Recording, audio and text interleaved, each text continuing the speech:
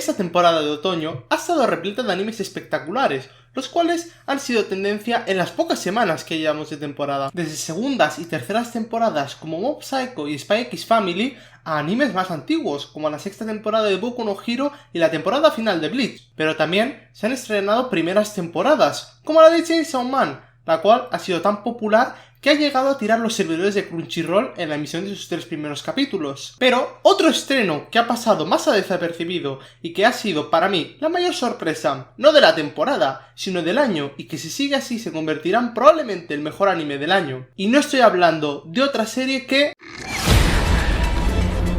The Eminence in the Shadow. Por cierto, antes de que más de uno lo diga, sí, en el anime más sorprendente o mejor anime del año no estoy poniendo a Chainsaw Man, no es porque me parezca una historia peor que The Eminence in the Shadow. Mi razón es que yo Chainsaw Man leí su manga hace más de un año, y en su momento ya lo valoré como una obra maestra como manga, así que para mí el anime es puro fanservice, ya que sé todo lo que va a pasar, y no me llevo ninguna sorpresa más que la animación, que eso no quita que lo disfrute como un niño pequeño. Entonces, una vez aclarado esto, comenzamos con el vídeo, donde al final posiblemente coincidirás conmigo en que The Eminence in the Shadow es uno de los mejores animes de este año.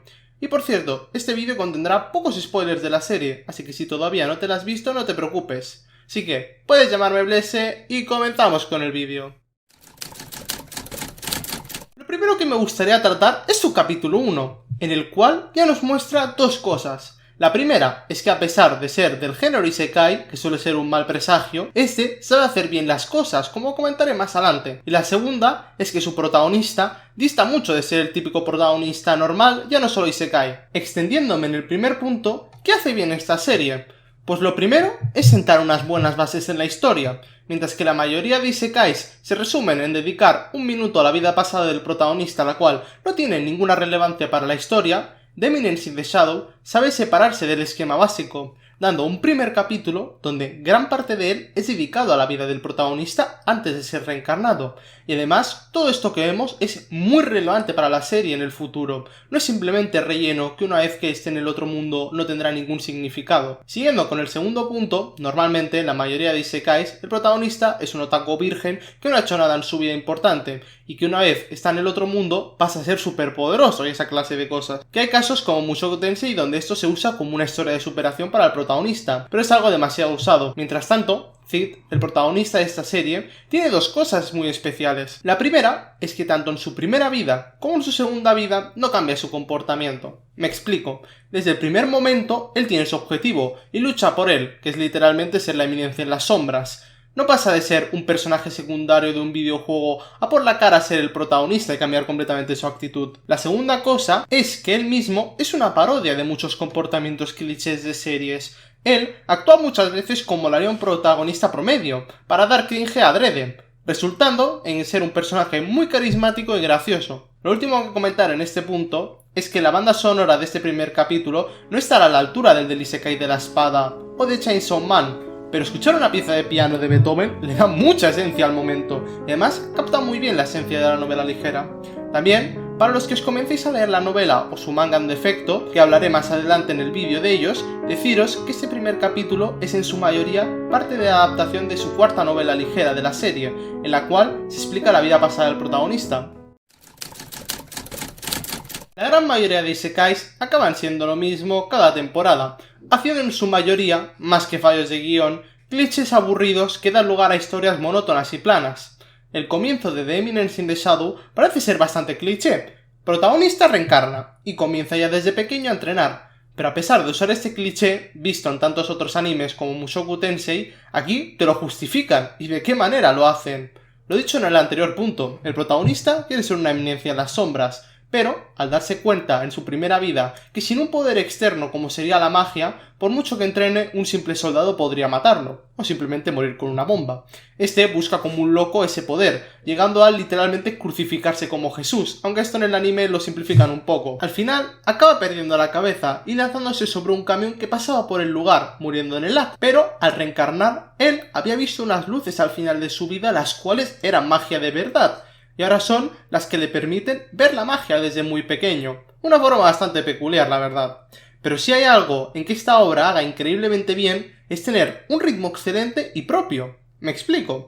La serie tiene, como he dicho antes, un comienzo con algunos clichés de por medio, pero a los pocos capítulos todo va cogiendo un ritmo al cual podríamos definir como impredecible y muy entretenido. Esto se debe en parte al protagonista, el cual hace constantemente lo que le da la gana y actúa para ser una eminencia en las sombras, creando él mismo situaciones donde pueda actuar como tal.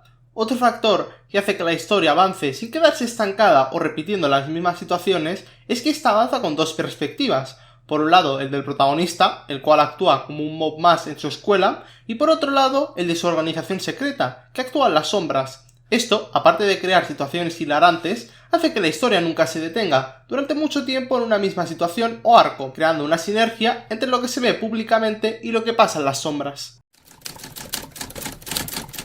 Este es el punto menos relevante del vídeo, pero aún así, creo que es importante que una serie tenga unos buenos trailers. Un ejemplo de eso, por ejemplo, es Chainsaw Man, que en sus dos trailers sacados este verano, unos meses antes de su emisión, solo han hecho que mejorar la visión del anime, ya que se ve que el estudio se ha tomado en serio la obra como ha hecho Mappa.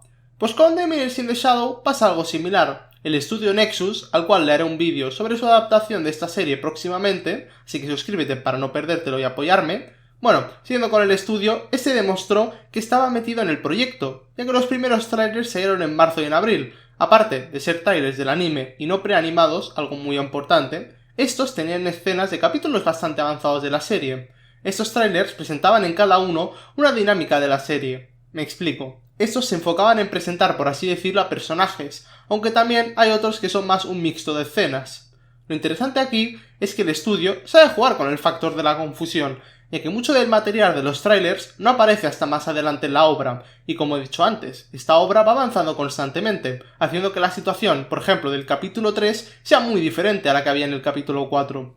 Esto hace que las personas que lo vean no comprendan muy bien lo que está pasando, y sea muy difícil que sean capaces de predecir cómo avanzará la historia y qué pasará. Esto último es bastante difícil de lograr en una serie, pero cuando se hace, esta es mucho más interesante de ver.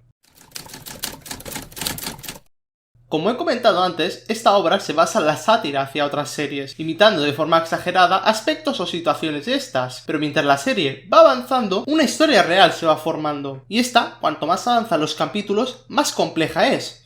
Y sin entrar en spoilers, decir que la trama no será tan espectacular como por ejemplo la de Fullmetal Alchemist Brotherhood, pero es muy superior a la mayoría de series, contando con algunos plot twists muy inesperados, y en su gran mayoría originales. Y eso es lo mejor de la serie, que en el comienzo toda esta trama es simplemente humorística, pero de forma inesperada se empieza a tornar en una serie seria y con mucha lógica. Literalmente, él viene buscando cobre y acaba encontrando oro. Por cierto, en cuanto a su historia, próximamente haré un vídeo profundizando en esta, así que suscríbete para no perdértelo. Este es el punto en el que menos gente podrá coincidir en el vídeo, puesto que hay a quien le hace gracia algunas cosas y otras no. Pero si llevas viendo anime un tiempo, te habrás dado cuenta de algo, y es que, sin contar algunas series, la mayoría tienen un humor, vamos a decir, japonés, ya que siendo sinceros, la mayoría del humor japonés no acaba de gustar a la gente europea o latina. Como he dicho antes, quitando algunos casos como por ejemplo Grand Blue o Konosuba, entonces, dicho esto, ¿The Miners in the Shadow tiene un buen humor? Pues bueno, personalmente creo que sí, por el hecho de que se separa del humor típico japonés, o lo ridiculiza, por así decirlo. Por ejemplo, en una escena muy vista, como es una declaración de amor, que normalmente es bastante surrealista, a cómo se hacen los animes, a cómo sería en la realidad, esta serie lo parodia, exagerando el comportamiento del protagonista, aunque este lo hace adrede. Otro pilar fundamental en su comedia es sobre el gran malentendido que hay en la serie, el cual si la veis sabrás a cuál me refiero. Ese malentendido, aparte de haber sido bien llevado, ya que no se abusa de él y las situaciones donde ocurre son variadas, hace que puedas decir que la comedia de The Miners in the Shadow es buena. Pero dime tú en los comentarios qué te ha parecido a ti. Y antes de acabar con este punto, decir que el manga de la serie está más enfocado al humor, así que puedes echarle un vistazo, aunque a mí personalmente no me acaba de convencer. Este apartado va para los que ya hayáis visto el anime entero o los capítulos disponibles y queréis ver más. Yo me he leído la novela ligera de la serie, que actualmente solo cuenta con 4 volúmenes, el quinto se estrenará en diciembre de este año, a través de un pibe que se llama Canis. Abajo os pondré el link de su página web, donde tiene las novelas subidas gratuitamente junto con otras novelas. Y si os la leéis, os animo a que la apoyéis en su Patreon por su gran trabajo traduciendo novelas. Hablando de las novelas de The Miners in the Shadow, recomiendo enormemente que os las leáis por dos razones. La primera es porque aunque esta adaptación está siendo una maravilla, de esto profundizaré más en un vídeo, la novela tiene esos detalles que le dan vida a la obra, aparte que los pensamientos del protagonista son realmente muy divertidos de leer. Y la otra razón es por su estudio de animación, el cual no tiene muy buena fama en cuanto a hacer segundas temporadas se refiere, así que es muy poco probable que salga una segunda temporada de esta serie. Para finalizar el vídeo, si has llegado hasta aquí, comenta en los comentarios cuál ha sido para ti el mejor anime de esta temporada y qué te ha parecido el vídeo. Por hoy eso es todo, pero próximamente subiré más vídeos, así que suscríbete para no perderte ninguno. Puedes llamarme Blese y nos vemos en el próximo vídeo.